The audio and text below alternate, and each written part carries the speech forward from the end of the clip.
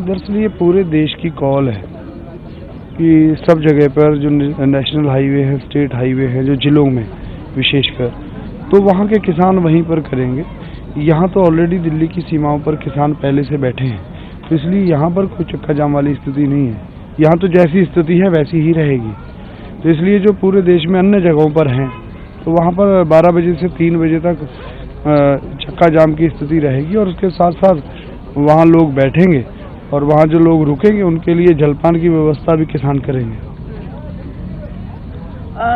राकेश टिकैत जी ने भी कहा है कि दिल्ली में कोई चक्का जाम नहीं होगा 6 फरवरी को। हाँ, तो दिल्ली की सीमाओं पर तो ऑलरेडी किसान बैठे हैं ना, इसलिए यहाँ पर कोई, देखिए, चक्का जाम का उद्देश्य कोई किसी को अनावश्यक परेशान करना किसानों का उद्देश्य नहीं है। ये एक मैसेज देना है सरकार को कि पूरे देश के किसान जो हैं वो इस आंदोलन के साथ हैं। वो उनकी ये जो मांगे हैं 3 कानूनों को लेकर के या एमएसपी को लेकर के, वो किसी एक क्षेत्र की या एक वर्ग की मांगे नहीं है, पूरे देश की मांग है। इसलिए पूरे देश में वो कल चक्का जाम की कॉल है। बाजवा जी, ये बताइए कि ये जो चक्का जाम है इसको लेकर पूरे देश में हालांकि कॉल है, तो क्या इसको लेकर आज आप लोगों की कोई मीटिंग वगैरह होगी कि किस तरीके से, कहाँ, कौन कौन सी जगह पर होगा, कौन कौन प्रतिनिधि करेगा, इसको लेकर मीटिंग कब होनी है आज? नहीं, आज तो हमारी सामान्य यहाँ गाजीपुर बॉर्डर पे तो सामान्य जो 10 बजे मीटिंग होनी, उसमें हम लोग चर्चा करेंगे कि कहाँ पर जैसे जिस स्टेट के लोग हैं, विशेषकर यूपी और उत्तराखंड जो है वो गाजीपुर बॉर्डर से संबंधित है, तो वहाँ जिन जिलों में जो लोग हैं वो संपर्क कर रहे हैं, तो उनको आज थोड़ा सा हम मीटिंग में तय करके उनको बता दिया जाएगा कि किस तरीके से शांतिपूर्वक आंदोलन करना है। चक्का जाम भी पूरी तरह से शांतिपूर्वक रहना है, तो वो जो उसकी गाइडलाइन है वो आज उसमें तय करके उनको बता दी जाएंगी।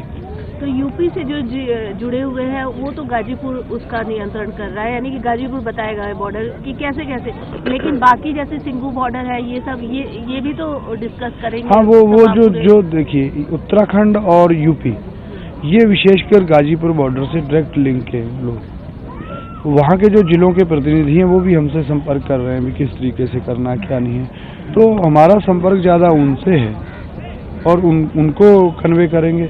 बाकी टिकरी बॉर्डर या सिंघू बॉर्डर है वो हरियाणा, पंजाब या अन्य जो लोग हैं, राजस्थान के लोग हैं, वो उनसे करेंगे। और बाकी ओवरऑल जो होगा उसका जो भी गाइडलाइन होगी वो पूरे देश के लिए जारी हो जाएगी संयुक्त मोर्चा की तरफ से, और जारी हो भी चुकी है। ये बताइए, 26 जनवरी को जो हुआ ट्रैक्टर रैली निकली भी, और जिस तरीके का पूरा देश आहत हुआ, लाल किले में जो हमला हुआ, अब चक्का जाम दूसरा एक इनिशिएटिव लिया गया है। लोगों के अंदर कहीं ना कहीं तो मन में ये है कि कहीं ऐसा कुछ अप्रिय घटना या ऐसा कुछ ना हो, सब कुछ शांतिपूर्वक हो, उसके लिए किस तरीके से आप लोग अपनी प्रतिबद्धता तय करेंगे? हमारी प्रतिबद्धता तो देखिए, कहते हैं ना, प्रत्यक्ष को प्रमाण की आवश्यकता नहीं होती। किसान यहाँ 2-2.5 महीने से रोडों पर बैठे हैं, कब इन्होंने हिंसा की, कब कोई ऐसा आचरण किसानों ने नहीं किया जो कि नियम विरुद्ध हो। लाल किले वाली घटना की तो पूरी किसान बिरादरी निंदा कर रही है, वो किसने किया ये सरकार को जांच करनी चाहिए, और लगभग जांच तो हो चुकी है, सरकार उस पर कार्रवाई क्या कर रही है? सरकार के रिश्तेदार थे, सरकार के वो नुमाइंदे थे एक हिसाब से, जिनकी गलबहियाँ देश के प्रधानमंत्री, देश के गृह मंत्री से पड़ती हैं, उन लोगों ने लाल किले पर जो भी किया, जो भी झंडा लगाया, उस पर कार्रवाई होनी चाहिए ना, वो सरकार को करनी चाहिए। किसानों को बदनाम नहीं करना चाहिए। किसान तो शांतिप्रिय बिरादरी है और शांतिप्रिय तरीके से 2-2.5 महीने से बैठे हैं, कोई हिंसा नहीं, इनमें से कोई भी हिंसा करने वाला लोग थोड़ी हैं। ये तो बेचारे अपने हकों के लिए यहाँ बैठे हैं। अगर लड़ना ही होता तो लड़ना इस तरीके से लड़ा जाता कि ठंड में हम खुले आसमान के नीचे बैठे हैं। तो इसलिए ये सरकार को समझना चाहिए कि जो भी हिंसा अगर होती है तो वो प्रायोजित हो सकती है। किसान ना हिंसा की है, किसानों ने ना करेंगे, और कल के चक्का जाम में भी ना हिंसा होगी, ना ही कोई ऐसी घटना होगी किसानों की तरफ से।